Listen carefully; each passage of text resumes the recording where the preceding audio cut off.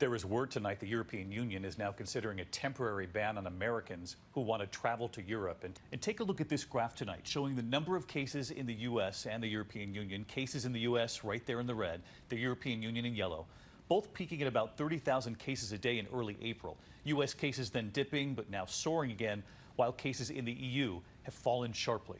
So will Americans be kept out, at least for now? Here's our senior foreign correspondent, Ian Pannell.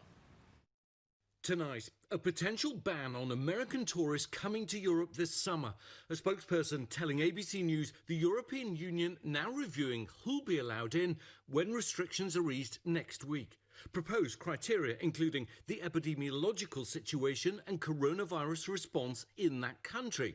The EU stating restrictions should remain in place for countries whose situation is worse than in the EU. The US appearing not to make the cut at this point. That graph from the Washington Post, based on Johns Hopkins figures, shows how much worse the US is doing than Europe, where the virus is slowing dramatically. Americans could be banned for the time being, together with Brazilians and Russians. China under consideration to make the travel list, according to the New York Times. Just look at Italy today. Sunshine, restaurants, even tourism returning. What a change from 15 weeks ago when the country, gripped by the virus, issued a lockdown. Yeah, while this is also a crucial health issue, it's also a political one. EU leaders will now have to consider any potential political blowback from a president who's been at odds with the European Union over travel and tariffs. David?